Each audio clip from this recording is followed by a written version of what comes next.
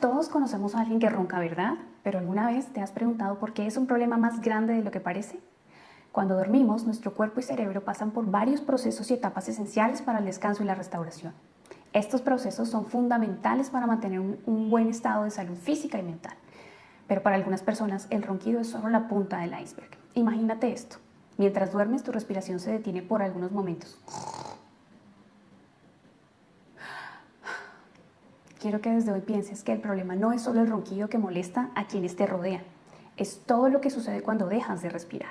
Tu corazón y tu cerebro necesitan oxígeno para funcionar correctamente, incluso mientras duermes.